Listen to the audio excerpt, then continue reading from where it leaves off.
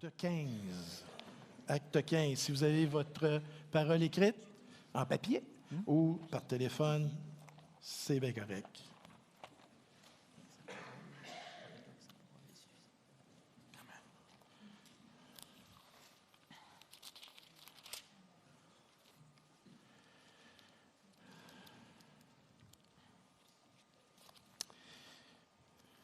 Dans ma version second 21, ça commence en disant « Concile de Jérusalem » de 1 à 35. Nous, on va lire de 1 à 18.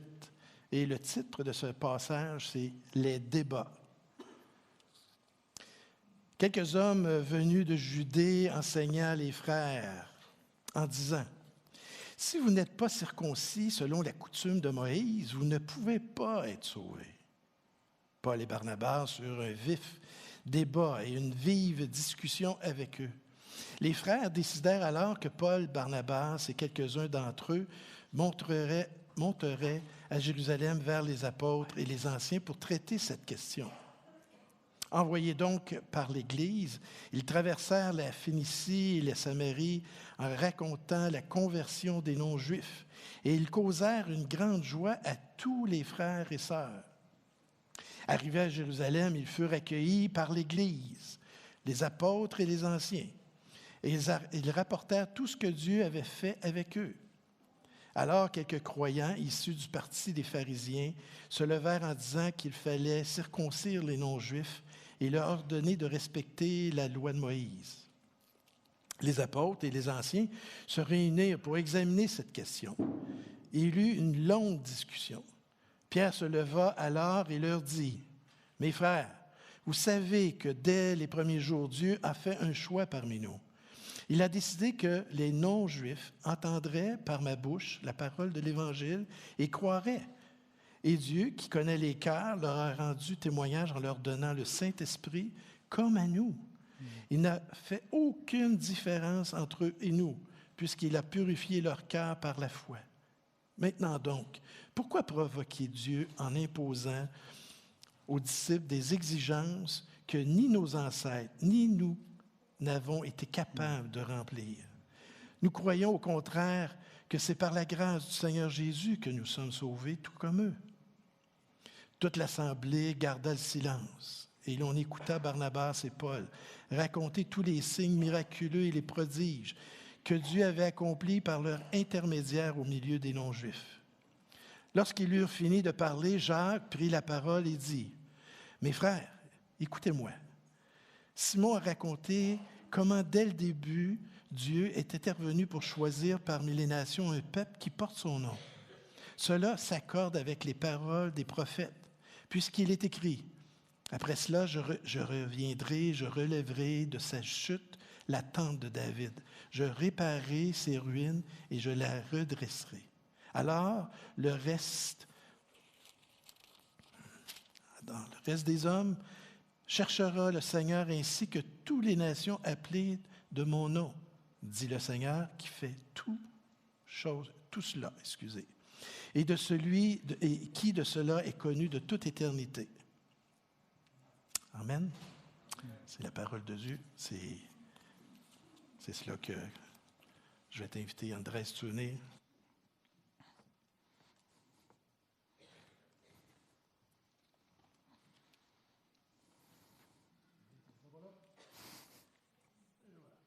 Merci Marc-André. Parfait. Bonjour à vous tous. Salut. Alors moi, c'est Andrés. Je suis stagiaire à l'Église ici. J'étudie en théologie pour éventuellement devenir pasteur. Et ce matin, c'est moi qui ai l'honneur et le plaisir de vous amener la parole de Dieu.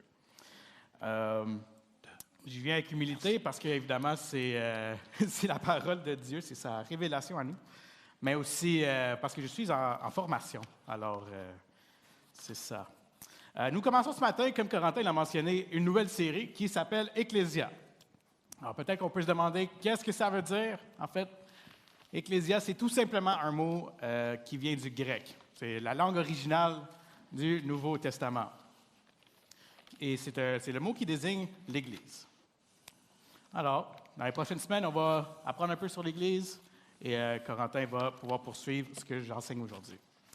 Mais la question d'aujourd'hui, c'est qu'est-ce que l'Église? Ou qu'est-ce qu'une Église? Parce que dans la culture populaire, au Québec, peut-être, l'Église, c'est peut-être juste un bâtiment. C'est la place qui retentit le clocher à toutes les heures. Pour certains, peut-être, ça peut être un endroit où que tu viens te réfugier, qu'il y a une belle énergie, si je peux dire. Tu peux trouver la paix. Mais bon, je pense qu'on peut apprendre quelque chose en observant l'édifice d'une église. Mais si vous venez à l'église depuis quelque temps, je pense que je ne vous apprends rien en vous disant que ce qui forme l'Église de Dieu, c'est la communauté qui se retrouve dedans, le bâtiment. Ce n'est pas le bâtiment en tant que tel. Mais même encore là, la communauté de l'Église, ça c'est quoi? Parce que pour certains, c'est une œuvre caritative de bienfaisance. Et pour d'autres, des plus sceptiques, c'est une machine religieuse qui produit des gens conformes et soumis en manipulant par la culpabilité. Et pour certains, peut-être vous, c'est l'endroit où ils sentent une appartenance. Et ils ne savent pas trop expliquer pourquoi.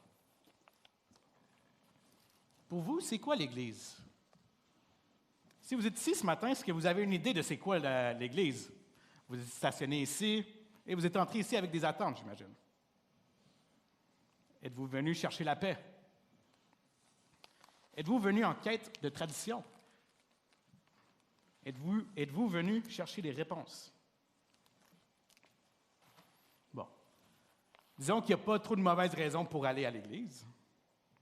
Mais peu importe nos idées de ce que c'est ou de ce que c'est pas, Dieu a établi l'Église pour une raison. Pour qu'il puisse avoir un peuple qui porte son nom. Et voilà le titre de ce matin. L'Église, un peuple qui porte son nom.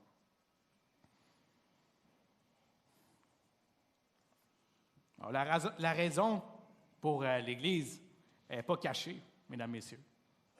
En fait, elle se trouve exactement dans le nom de Ecclésia. Parce que Ecclésia, ça veut dire quoi? Ça veut dire une assemblée appelée hors de quelque chose. Une assemblée appelée hors de. Alors ça signifie trois choses pour nous ce matin. Que oui, c'est une assemblée, qu'il est appelé à quelque chose et qu'il sort de quelque chose.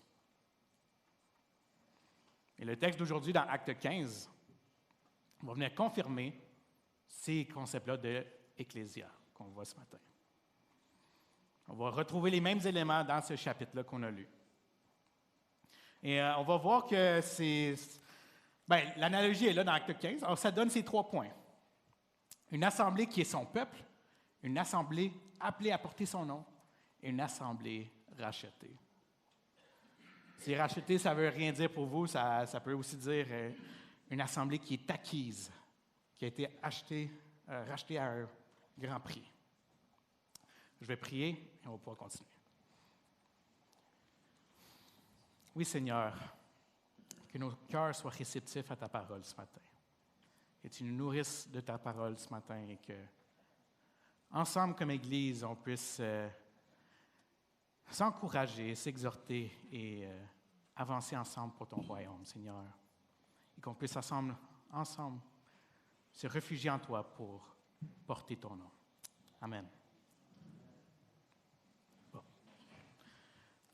On a lu ce matin Acte 15. Permettez-moi un peu de vous vulgariser ce que Marc-André nous a lu. Alors, le livre d'Actes. Le livre d'Actes, c'est un livre très important du Nouveau Testament parce que ça raconte les débuts de l'histoire de l'Église. Alors maintenant, depuis ce temps-là, depuis le livre d'Actes, il y a 2000 ans d'histoires qui sont arrivées de l'Église, qui ont changé le monde, pas juste chrétien, mais le monde en entier. Et au chapitre 15, en fait, en livre d'Actes, par contre, on voit qu'il y a quand même des événements hyper importants de l'histoire de l'Église qui se retrouvent déjà au 1er siècle. Et au chapitre 15, on voit un de ces événements-là. Les apôtres vont se réunir pour une question importante. C'est ce qu'on appelle le Concile de Jérusalem. Alors, on a attendu tantôt avec Marc-André. La question qu'ils se sont réunis pour était en lien avec qui peut être sauvé et comment. Question très importante si on veut savoir c'est quoi l'Église. Parce que c'est ça qui va le définir. Et voici sur quoi ils vont se mettre d'accord. Alors, c'est d'abord Simon qui va le dire. Ça va dire Pierre, pour les intimes. Et ça sera repris par Jacques au verset 14.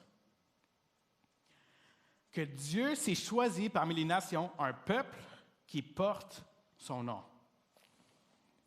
Je vais répéter ça encore. Un peuple qui porte son nom.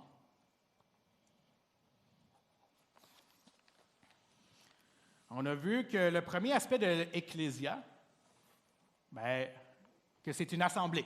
Hein? Et les apôtres, dans ce chapitre-là, ils vont le relater au fait que Dieu s'est choisi un peuple. Alors Dieu va souvent utiliser le mot « peuple » pour décrire l'Église, pour décrire l'Ecclésia. Alors c'est ça le premier point. Voyons comment l'image du peuple aide à comprendre l'assemblée de l'Église.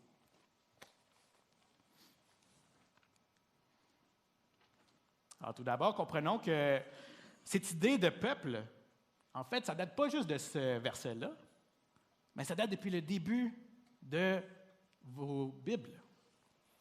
En fait, c'est Jacques lui-même qui va le dire que c'est depuis le début que Dieu désire avoir un peuple. Dès le début.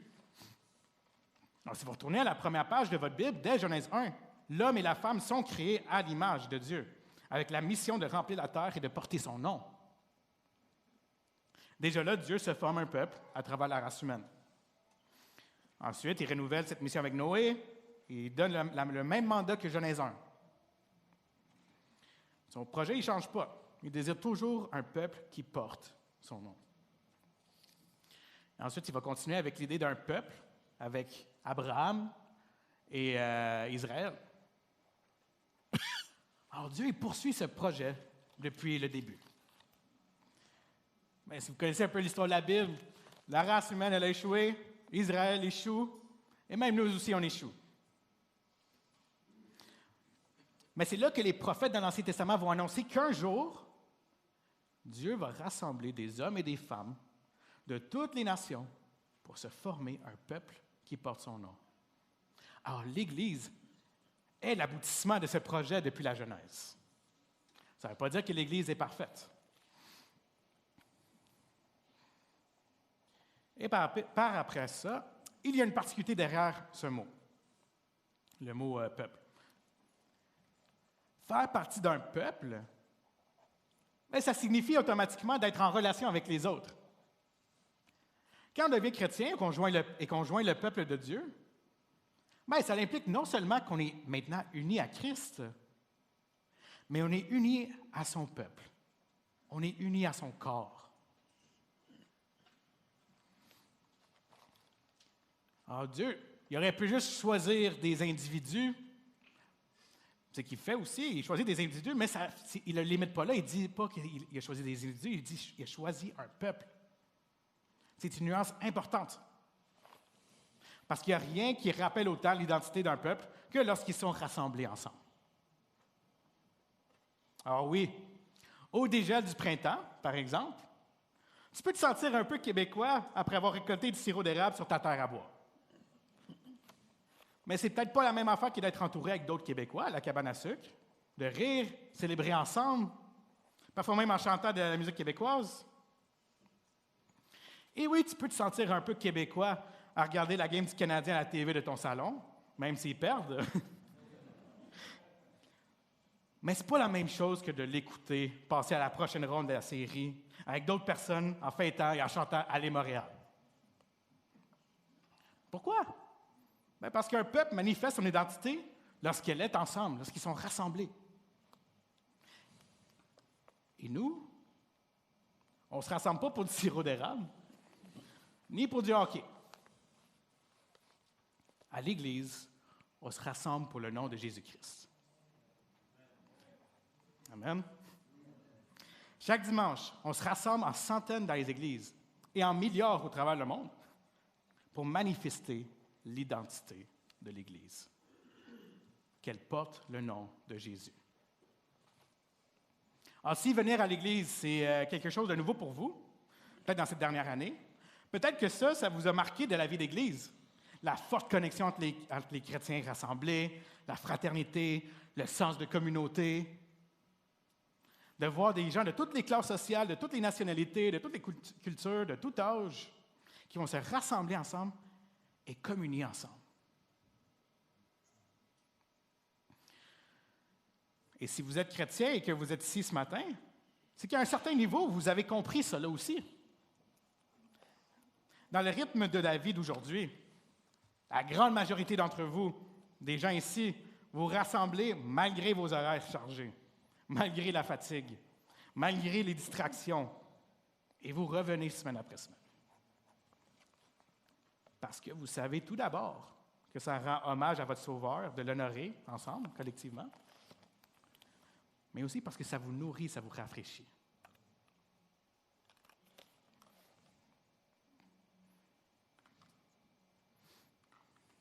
Mais peut-être que pour certains d'entre vous, la vie chrétienne, c'est plutôt entre vous et Dieu.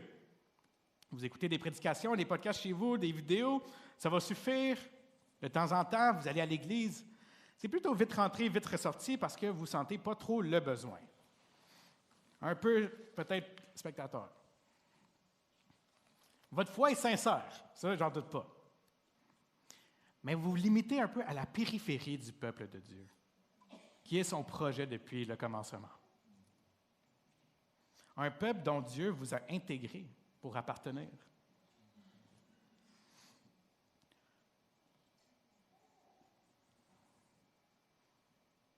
Alors pour les chrétiens, oui, la question la plus importante, c'est est-ce que je crois en Jésus?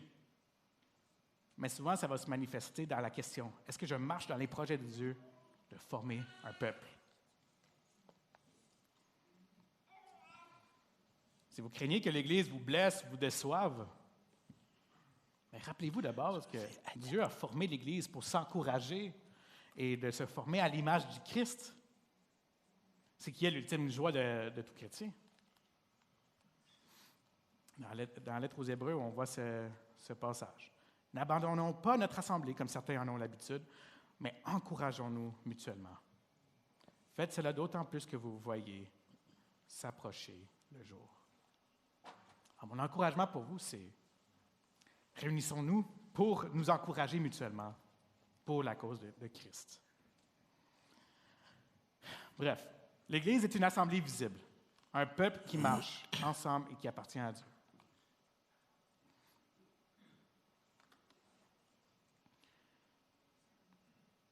Bon, rappelons-nous que Ecclésiaste, ça signifie une assemblée appelée hors d'eux. Alors, jusqu'ici, on a vu l'aspect d'assemblée du mot Église,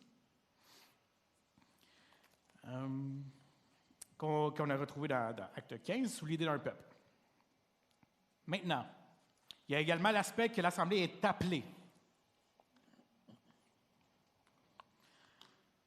Alors, dans le chapitre qu'on a lu, Jacques ne dit pas simplement que Dieu s'est choisi un peuple. Il dit que Dieu s'est choisi un peuple qui porte son nom.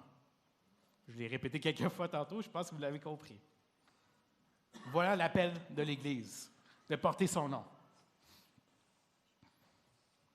Mais maintenant, la question est, ça veut dire quoi porter le nom de Dieu?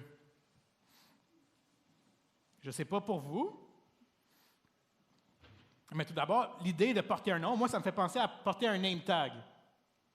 Ou un badge, je ne sais pas, si vous avez déjà été à une soirée de réseautage ou qu'il y a plein de nouveaux, bien, habituellement, il y a votre nom et votre prénom qui est affiché.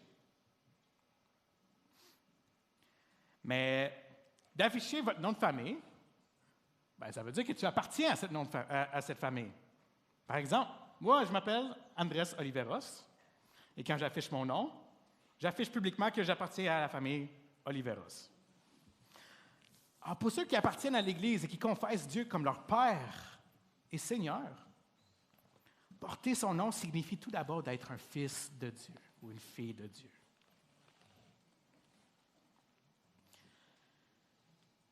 Ça vient ajouter à notre identité de faire partie du peuple de Dieu, que nous faisons partie de sa famille.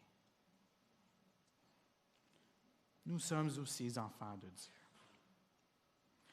Alors, quand vous venez à l'église de dimanche, vous rejoignez non seulement le peuple de Dieu, mais sa famille, pour être dans la présence de votre Père. Rappelez-vous de ce lien que vous avez avec votre Père céleste. Et ce n'est pas n'importe quel Père, mais un bon Père. Je ne sais pas à quoi peuvent ressembler les relations que vous avez eues avec votre Père. Mais Dieu, lui, il est un Père qui aime ses enfants inconditionnellement. Il est un Père qui est proche de ses enfants. Il est un Père qui sauve ses enfants et qui les prend par la main.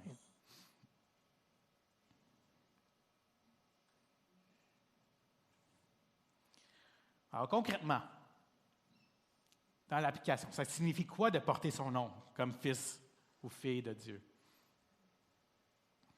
Bien, moi, je dirais que c'est au moins 3 choses.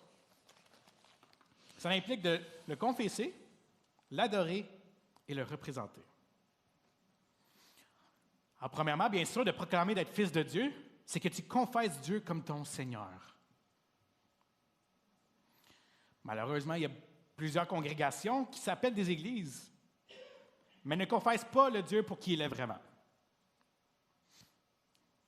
Plusieurs peuvent voir Jésus comme un bon enseignant, une bonne personne qui a montré des belles valeurs. Mais est-ce qu'il est vraiment ressuscité ou existé? Peu importe. Parce que c'est les valeurs qu'on regarde, hein? Pas Jésus comme Dieu en tant que tel. Bien, eux, ils ne voient pas Dieu nécessairement comme leur Père céleste. Ici, à EBS, on croit qu'il est absolument essentiel pour une Église de comprendre que la Bible est la révélation de Dieu, que Jésus est Dieu et qu'il faut se soumettre à lui pour lui appartenir. Alors, porter son nom, c'est de le confesser. Mais deuxièmement, porter le nom de Dieu, c'est aussi de l'adorer. Et c'est ce que l'on a fait ce matin avec les chants, avec la prière, et en se rassemblant pour écouter sa parole. Et c'est un commandement biblique de convoquer l'assemblée pour glorifier Dieu. Je vous donne quelques passages ici. Crions de joie en l'honneur de l'Éternel. Poussons des cris de joie en l'honneur du rocher de notre salut. Poussez des cris de joie en l'honneur de l'Éternel, habitant de toute la terre. Dites-vous des psaumes, des hymnes et des cantiques spirituels. Chantez et célébrez de tous vos cœurs les louanges du Seigneur. Et attachons-nous à la grâce qui nous permet de rendre à Dieu un culte qui lui soit agréable, avec respect et avec piété. Alors, remarquez rapidement qu'il y a un thème de pousser des cris de joie, de célébration, de chanter avec tout notre cœur. Alors, bien sûr, dans le respect et la révérence, mais les 2 idées ne sont pas nécessairement exclusives. Alors, j'espère que lorsque vous chantez, que vous criez de toutes vos forces, que vous chantez de tout votre cœur pour ce Dieu qui est votre Père. Parce qu'il n'y a rien de plus touchant que d'entendre une foule chanter avec toute leur force, en unisson. Chanter la gloire de Dieu. Et finalement, c'est important que de savoir que de porter son nom, c'est aussi de le faire en action. Le même Jacques qu'on a lu tantôt va le dire dans son épître, qu'en effet, de même que le corps sans l'esprit est mort, de même la foi sans les œuvres est morte. Attention, ça ne veut pas dire que par les œuvres on peut atteindre la satisfaction de Dieu, car c'est par la foi seule. Mais la foi qui est vivante, comme l'arbre qui est vivant, porte du fruit. Et en faisant partie du corps, vous êtes revigorés, vous êtes fortifiés, si on peut dire, dans votre foi, pour porter du fruit et porter son nom. Alors, c'est une des raisons qu'on se rassemble aussi, pour se fortifier. Et ensemble, l'Église se réunit devant Dieu pour qu'on puisse être une cité sur la montagne, une lampe dans les ténèbres et le sel de la terre. Et c'est comme ça qu'on peut représenter le Christ. Alors, pour ceux que ça fait longtemps que que vous faites partie de l'Église, soyez encouragés ce matin. Parce qu'à chaque dimanche, qu'on se lève et qu'on se rassemble pour porter son nom ensemble. Et chaque fois qu'on interagit avec nos frères et nos sœurs de l'Église à travers la semaine, c'est pour nous affirmer dans nos convictions. Et sachez que vous participez à quelque chose de beaucoup plus grand que vous. Rappelez-vous, en venant célébrer ensemble notre Dieu, que vous êtes son fils et sa fille, et que lui, il est votre Père. Vous appartenez à lui et il vous aime.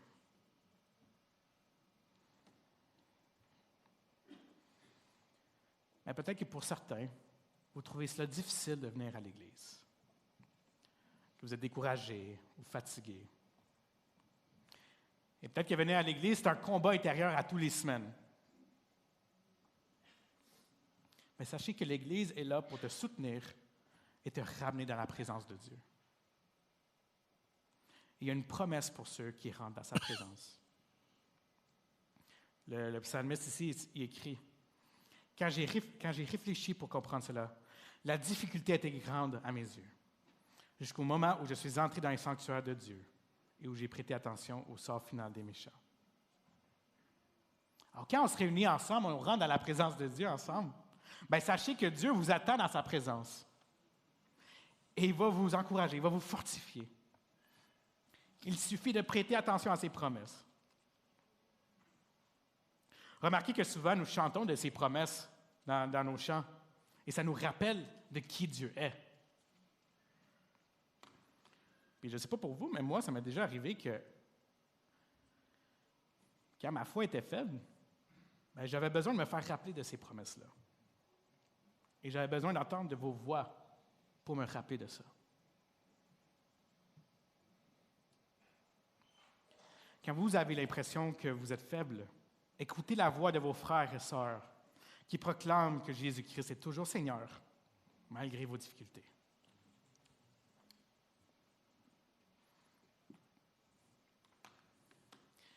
Et peut-être que vous êtes nouveau ici et que vous êtes encore en train de nous observer.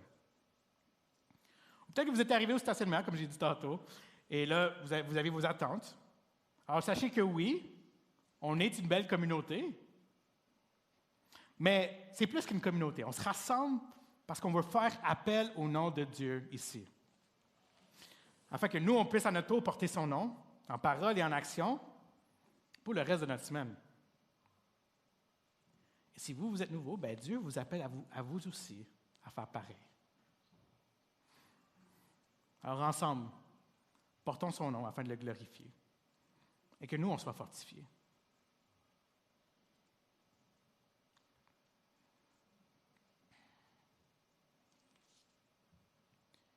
Et maintenant, on va arriver au dernier point.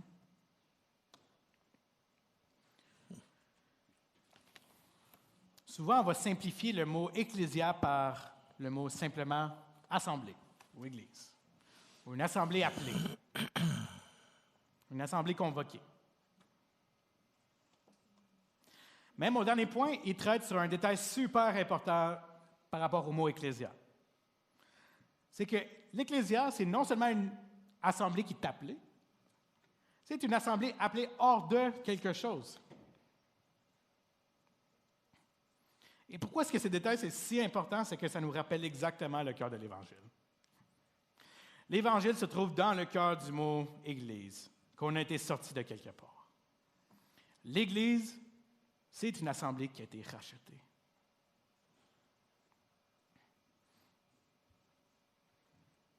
C'est ce que Jacques décrit dans Acte 15, dans le verset qu'on a lu. Dans le contexte où on se posait la question, qui peut être réellement sauvé? Qu'est-ce qu'ils doivent faire pour être sauvés? Est-ce qu'ils font partie de l'Église de Dieu s'ils ne font pas telle affaire puis telle affaire, ou s'ils viennent de telle partie ou de telle autre partie? Bien, à ce contexte-là, les apôtres vont affirmer que l'Assemblée de Dieu est choisie parmi les nations. Et il va s'appuyer sur le prophète d'Amos, Jacques, il va le faire, qui parlait des non-juifs. Et voici comment il va l'affirmer. l'apôtre Jean va l'affirmer dans son évangile. Alors, Caïphe, qui était un grand prêtre qui était ennemi de Jésus, Caïphe prophétisa que Jésus devait mourir pour la nation. Et ce n'était pas pour la nation seulement.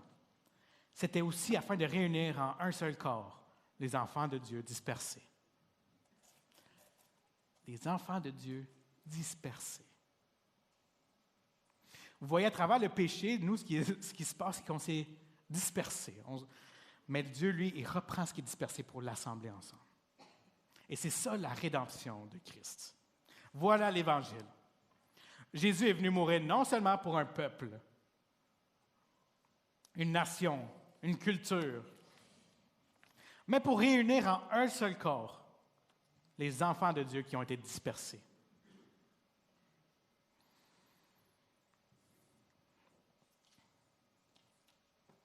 Alors Dieu, il cherche des hommes et des femmes au milieu de tous les peuples, de toutes les cultures, de toutes les langues et de tous les arrière-plans religieux.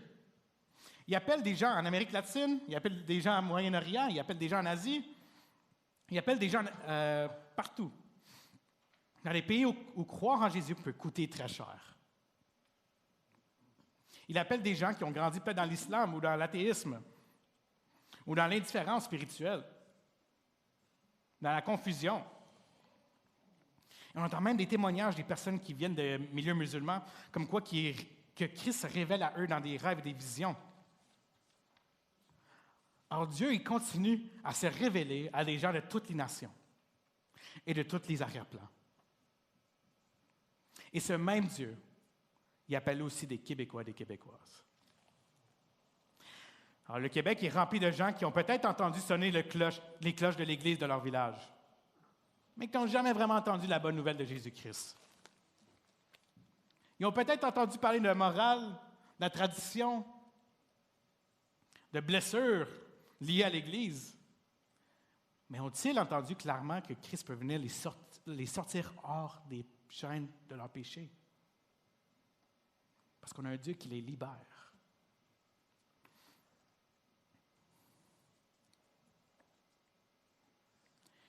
Et si vous-même, c'est la première fois que vous comprenez cette réalité, bien, Dieu vous appelle à lui.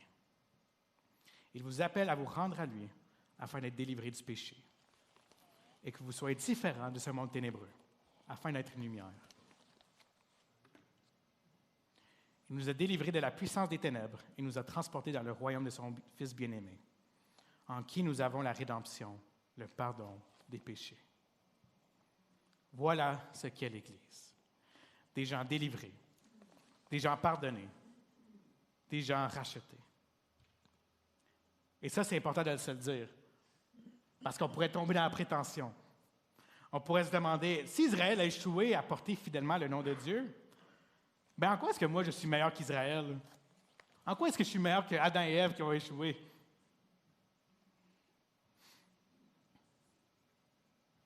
Bien, la réponse est plutôt simple à cette question. Les chrétiens, on n'est pas intrinsèquement les meilleures personnes. Personne ici a mérité sa place. Personne ici fait partie de l'Église car il était plus digne ou plus moral. Ce qui rend l'Église spéciale, c'est qu'en se soumettant à Dieu, qu'est-ce qui se passe?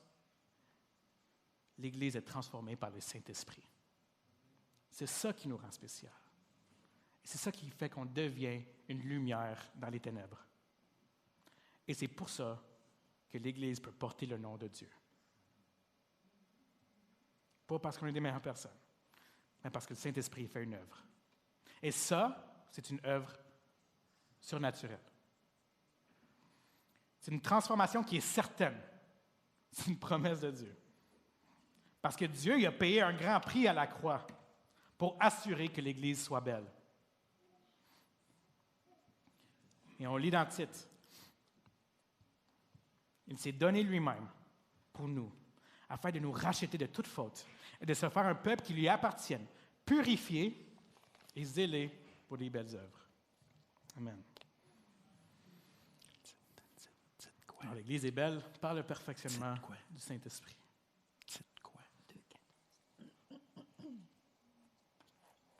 Alors, revenons à notre question du départ.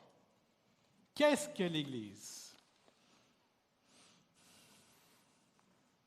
L'Église n'est pas, premièrement, un bâtiment. Elle n'est pas simplement une œuvre de bienfaisance. Elle n'est pas seulement une communauté chaleureuse. L'Église est une assemblée visible, un peuple que Dieu rassemble. L'Église est une assemblée avec un appel, un peuple qui porte son nom, qui identifie Dieu comme leur Père. Et il s'identifie comme enfant de Dieu. Et elle est une assemblée rachetée, un peuple que Christ a acquis par son sang à la croix.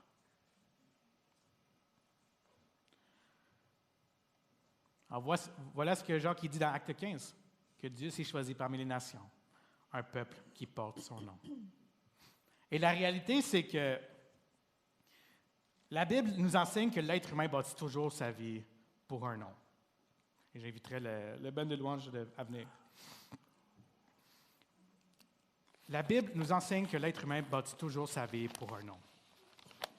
Et je dis ça parce que j'ai récemment fait une étude biblique avec des gars sur la Genèse. Et permettez-moi de finir avec une image qu'on retrouve dans la Genèse, dans l'Ancien Testament, que j'ai trouvé quand même encourageant. C'est que depuis les temps de la tour de Babel, l'humanité cherche à se faire un nom. C'est ça qu'on voit. Mais aujourd'hui, on a vu que l'Église existe pour un autre nom. Alors, Babel cherche à se faire un nom, l'Église pour un autre nom. Alors, à Babel, l'homme dit, faisons-nous un nom. Mais en fin de compte, le chapitre suivant, au père de la foi, Abraham, Dieu il va dire, moi je rendrai ton nom grand. Alors ça, c'est une énorme différence. Le vrai nom durable ne vient pas de ce que l'homme construit par lui-même. Il vient de ce que Dieu y donne par la grâce. Alors si nous voulons porter le nom de Jésus, on ne le fera pas en bâtissant notre propre gloire. On ne le fera pas en cherchant à impressionner le monde. On ne le fera pas en protégeant notre image, notre réputation. Nous porterons son nom en suivant le chemin de notre Sauveur et en cherchant à rendre son nom grand. Et à ce moment-là, nous, on appartient à lui éternellement. Alors, frères et sœurs, ne méprisons pas l'Église, parce que Christ a aimé l'Église. Christ s'est donné pour elle. Christ la sanctifie. Christ la rend belle. Et un jour, il la présentera glorieuse, sans tache ni ride, mais sainte et irréprochable. Donc, EBS, souvenons-nous de qui nous sommes. Nous sommes un peuple rassemblé par Dieu. Nous sommes un peuple appelé à porter son nom. Et nous sommes un peuple racheté par le sang de Dieu. Prions.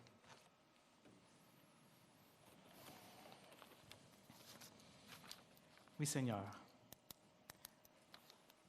Merci d'avoir fait ce que tu as fait à la croix pour racheter ton Église et de promettre de nous rendre une Église belle. Seigneur, je prie pour chaque personne qui est ici ce matin, qui vit des difficultés avec l'Église, Seigneur, que tu puisses reconforter ces personnes-là. Et que l'Église puisse encourager ces gens-là et être là pour ces gens-là, en leur rappelant de qui tu es. Seigneur, on te remercie pour la bénédiction que tu nous donnes de se rassembler, de rendre ton nom grand. Seigneur, on prie que tu puisses faire une œuvre à Sherbrooke et une œuvre au Québec, Seigneur, pour que des gens de cette nation puissent connaître ton nom. Que savoir que tu es le chemin, la vérité et la vie. Merci, Seigneur. Amen.